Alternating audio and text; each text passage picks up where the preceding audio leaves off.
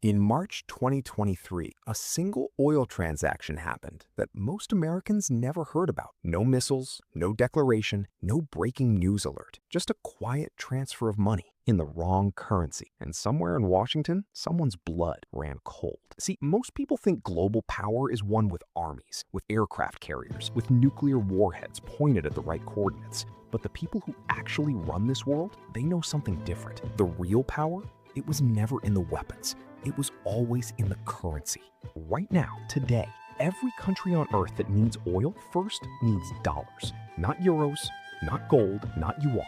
Dollars. That single requirement, that one invisible rule, is the reason America can carry $34 trillion in debt and still sleep at night. It's the reason the US can print money that the entire world absorbs. It's the reason Washington can cut a country off from the global economy with a phone call. The system has a name, the Petrodollar. And for 50 years, it has been the most powerful financial weapon ever constructed. But here's what they aren't telling you. That weapon has a crack in it, and China has been quietly pressing on that crack for over a decade. The dollar didn't start dying last year. It started dying the moment China made a decision most people still don't understand. To understand what China did, you first have to understand what they were trying to destroy. Go back to 1971. Richard Nixon is sitting in the Oval Office staring at a problem. America has been spending recklessly. Vietnam, the arms race, social programs. The gold reserves are draining. So Nixon does something that should have destroyed the dollar permanently. He takes it off gold. Just like that. The world's reserve currency is backed by nothing. Any other country does this, their currency collapses within months. But America had Henry Kissinger, and Kissinger had a plan. Kissinger flies to Riyadh, sits across from the Saudi royal family. The deal is simple. Saudi Arabia prices all oil, every barrel, every contract, every transaction, exclusively in US dollars. In return, American weapons, American military protection, American security guarantees. By 1975, every single OPEC nation follows. The dollar, backed by nothing, is now backed by something more powerful than gold. It's backed by oil. Every country needs energy. Every country needs oil. Every country now needs dollars.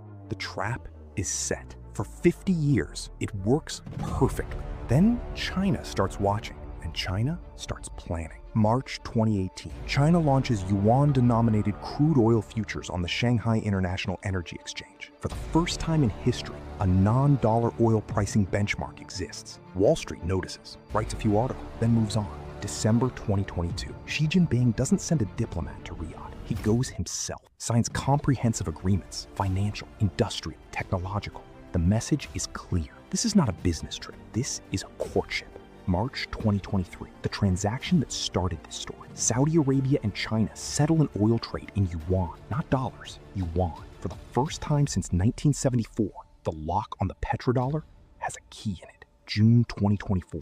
Saudi Arabia joins China's mBridge platform, a digital cross-border payment system that operates completely outside of SWIFT, outside of the system America controls. 4 moves, 6 years. And America kept telling itself, this is nothing to worry about. Before we talk about where this ends, there's something you need to see. 3 countries, 3 decisions, 3 outcomes. No commentary, no conclusions, just the facts. You decide what they mean. Case 1, Iraq, November 2000. Saddam Hussein announces that Iraq will sell its oil in euros. Not dollars, euros. He's the first OPEC leader in history to make this move. The stated reason? Political protest against American foreign policy. The actual financial implication? If other OPEC nations follow, the structural demand for dollars weakens permanently. March 2003, US-led invasion. Saddam Hussein is removed from power. The very first financial decision made by the new US-backed Iraqi government? Switch oil sales back to dollars. The euro experiment lasted exactly 28 months. Case 2, Libya, 2009. Muammar Gaddafi stands before the African Union. He proposes a unified African currency, the gold dinar, backed by Libya's gold reserves. The idea? Replace the dollar entirely for African oil trade. Create a currency that can't be printed, can't be inflated, can't be weaponized. US and French government documents, later released, show officials internally describing the gold dinar as a direct threat to dollar and franc dominance in Africa. Not a political concern, a financial one. NATO intervention begins. Gaddafi is removed, killed. The gold dinar is never discussed again by any African government. The proposal lasted 2 years. The man who made it, less. Case 3, Iran. No single dramatic moment, just a slow, grinding campaign spanning 2 decades. Iran attempts non-dollar oil trade, again and again. 2012, swift disconnection. Iran is removed from the global banking system entirely. Not sanctioned, removed. 60% inflation, currency collapse, economic isolation. Notice what didn't happen. They didn't stop Iran's oil. They stopped Iran's currency. 3 countries, 3 challenges to the dollar. 3 different methods of removal. Now, same pattern, completely different player. China holds $800 billion in US Treasury bonds. China manufactures roughly 30% of global goods. China is the largest trading partner of over 120 countries. And China is now the single largest customer for Saudi oil. The playbook exists. The question is, does it still work?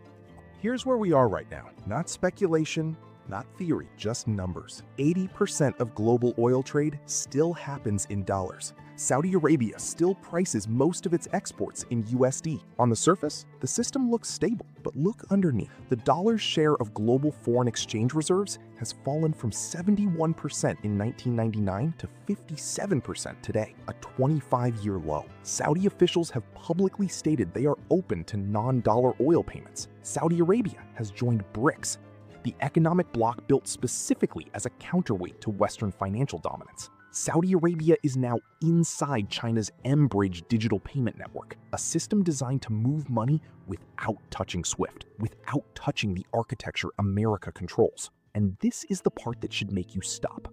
China is not trying to crash the petrodollar. That would be too obvious, too aggressive, too easy for Washington to respond to. What China is doing is something far more patient, far more dangerous. They are making the dollar optional, one contract at a time, one currency swap at a time, one digital payment at a time. When enough countries have an alternative, the dollar doesn't collapse dramatically. It just becomes one option among many. And the moment it becomes one option among many, America loses the one thing that has protected it from the consequences of its own debt for 50 years. The petrodollar wasn't just a financial arrangement. It was the source code of American power. And China isn't trying to delete it. They're doing something quieter, something that takes longer, something that by the time most people notice will already be done. The dollar didn't start dying in a war. It started dying in a contract, signed quietly, in a currency you've probably never held.